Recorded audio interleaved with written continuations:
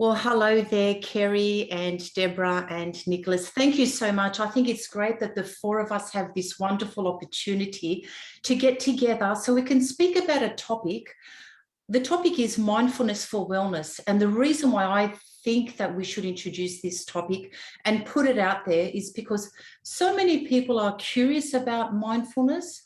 So many practitioners are actually using mindfulness for wellness. So I think it would be really helpful for those who listen to us so they can get an idea, and if they really wanted to reach out and clarify anything, they can get in contact with us afterwards. In the meantime, Nick, I know that you wanted to mention something about mindfulness first, so let us know what you wanted to say. Okay, well, let's first clarify what mindfulness means. And mindfulness is a strategy that's used to help people to better understand and manage their thoughts and their emotions that are occurring in any given moment that may cause them discomfort. And mindfulness is a tool that is very clearly, the evidence shows that it allows people to achieve relief from those feelings of distress. Now, there's an interesting little thing, and diving straight into it, there's a little interesting acronym that I use that is well known to some and not so well known to others, and it's called the STOP acronym. And when someone becomes aware of their thoughts and feelings are not conducive to good outcomes, they can use the STOP acronym, and I'll just go through it. The S stands for stop what you're doing. The T stands for take a few breaths and take some time. The O stands for observe what's going on and organize your thoughts.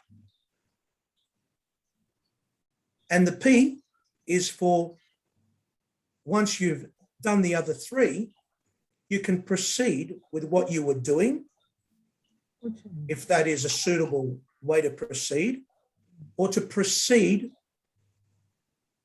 down a new track in a different way, to proceed with a new way of doing it. That's great. Yeah, I love that, because we did discuss it the other day, and it actually makes absolute sense. So it gives people some structure to be in that place of mindfulness, and then to be able to make some choices about where they move forward to and how they do that. Yeah, I think the non-judgment is a real important bit. Sorry about that, Deborah. No, the non-judgmental component, I know, really helps interrupt patterns of what people end up doing to themselves. Go on, Deborah, have your say. I was just really saying what Kerry was saying. It's just a very succinct and simple little, and it's short as well. You know, some of these acronyms can be really long, and it really describes what you want to really, the emphasis of stopping whatever you're doing in order to start something new. So it just seems like a really straightforward, easy thing for people to remember and follow. It's really good. And one of the reasons why I really believe in mindfulness, bringing it into therapy, especially for wellness, is because when I've done any form of professional development, any courses on addictions or even obsessive compulsive, anxiety, depression, eating disorders, etc., and so on, I've always noticed that the experts always bring in mindfulness. And so that tells me that then we should be bringing mindfulness, using mindfulness in our everyday experience. If you think about it, when something's not going right, is that because you're using some kind of judgment, or are you not mindful at that moment?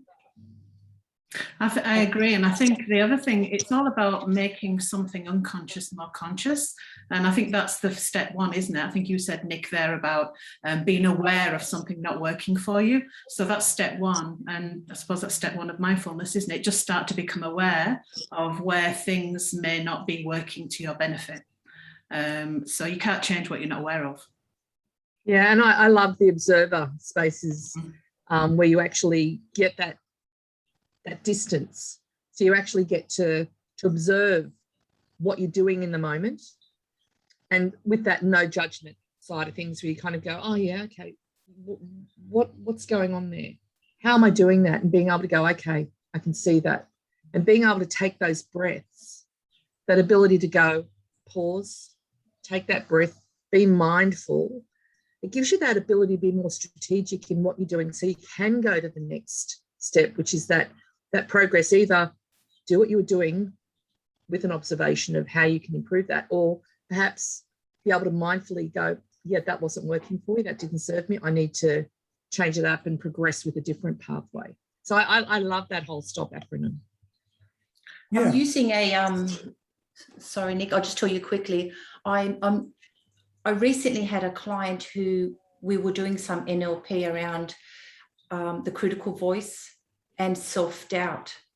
And right at the end, I suggested a challenge to my client. And the challenge was, even though you've got all these tools to challenge or to crowd out or to whatever devices and mechanisms you use internally, how about I challenge you for the next 7 days or so to, when these interruptions arise, instead of using challenges, be mindful, be present, be non-judgmental, and then see what happens with the critical voice.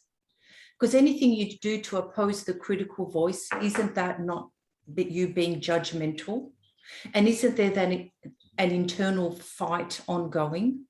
And so what would happen if you stopped that fight by not attending to it and be mindful of yourself at that time and non-judgmental? Be the observer, and let's see what happens thereafter. Nick? Yeah, I was just going to say that mindfulness is central to regulating people's emotions, to giving them that moment to get clarity, where there's physiological changes taking place, where the neurotransmitters creating, a chemical soup in the brain, and the emotions are being triggered.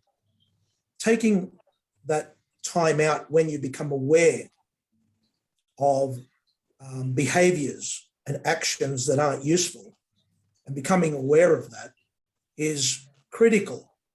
And then not only becoming aware, because you can be aware that you're angry, but if you don't use a mindfulness component to it, that awareness very quickly dissipates and you get caught up in the action.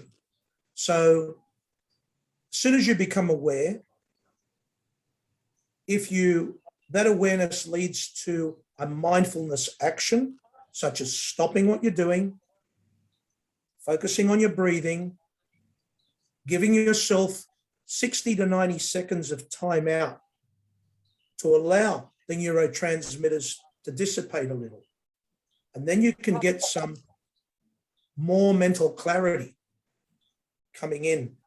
And with that mental clarity, you can actually observe what's taking place. And in the observation, you can look for evidence that allows you to make better choices so you can achieve better outcomes. And the more someone does it, the more it becomes an automatic response, because once they start becoming aware and changing and disrupting patterns that don't work, it leads to a subconscious competence of that somewhat, and it happens less and less. And, I'd like to add to that. Thanks for that, Nick. That was so wonderfully presented. There's so many different ways we could be mindful throughout the day. Even somebody may say, oh, well, I'll go for a walk. And then when I explore that further, I notice that what they take with them on the walk is not just their dog, it's all of their worries. And they'd never get to experience the blue sky or the birds going past. So I teach them consciously to go on a mindful walk when you're there, to actually notice the breeze against your face. I mean, this is all mindfulness. Absolutely. Or to notice each step that you take. Even a shower can be done mindfully. So many people can tell their stories of, I cry a lot in the shower, I worry a lot and blah, blah, blah. Yeah, I have my shower. Yeah, I have a nice hot shower.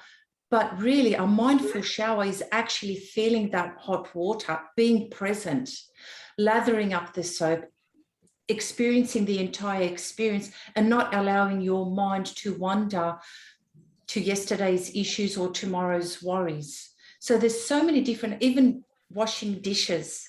So this is how I'd like individuals to know, how can we use mindfulness to go into a pathway for wellness? It's not in addition to the option of sitting still and being present and breathing. You can also be mindful when you're doing your daily activities. And that way you're not inviting any cloudy conversations. Yeah, I agree. And I think what I like about this acronym as well, Nick, it takes you through these different processes. And what you said there, Amanda, it starts with being in the moment, being really aware of a sensation. But, for example, in this one, it talks about breath work. There's a lot of evidence around breath work and about the efficacy of that. And that is true, of course, and we all use it, I'm sure, with clients at different times. However, it may not necessarily stop the rumination of those thoughts going on in people's minds. They can do the breath work and still be doing that in their head. So what's good about this process is the fact that that's integrated within the rest of the strategy, which is, being aware, then doing the breath work, then having that space, that gap between the stimulus and response, between what's happening and how you might choose to respond. I think in neuroscience, they talk about you've got like 20 seconds to make a different choice. It might even be less than that. So that you can then decide which way. You then open yourself up to that choice rather than being responsive. So I think that's one of the things that I take away about mindfulness, is just creating that gap for people to do things. Yeah, I agree completely. And I'd like to draw attention to something important that Amanda said earlier on, which was the non-judgmental approach to being an observer. And I think this is fundamental, absolutely fundamental in mindfulness, because when you are an observer, if you are judgmental, there's no real cognitive disassociation to the issue, and you are still part of the issue. But a non-judgmental, disassociated observation of what is going on gives a lot of clarity. And I just think that was super important that Amanda put out there, apart from the wonderful things I've heard my colleagues Kerry and Deborah say. Yeah, it's interesting. Go on. Yeah, go, Kerry. I'd love to hear from you. What I was just going to say is it's interesting that people often just find themselves reacting constantly without taking that mindfulness approach, and being able to sort of allow people to have a process. So, we all allow ourselves to do the things that we do. But isn't it interesting that when you sit back and you actually say, I'm going to have a process where I'm going to put this into place and to instigate some change that I want in my life, and being able to have that ability to go, stop and follow that process. It's really powerful. I think it's important for people to know that they can have a process and just go, how do I do that? And allow themselves to go, this is how I do it. And as you said, Nick, as they start to get these patterns of behavior of doing that non-judgmental observation, and they continue to get that pattern, then they can do that anytime there's something that's coming up that's too much chatter or too much overwhelm. They can just go, stop, and go through that beautiful process that you described. Automatic pilot. Automatic pilot is That's how we stop it, STOP. So Yeah. let's say, for example, someone who's wanting to stick to a nutritional plan or a weight loss plan, for example, quite often there's a lot of mindless eating.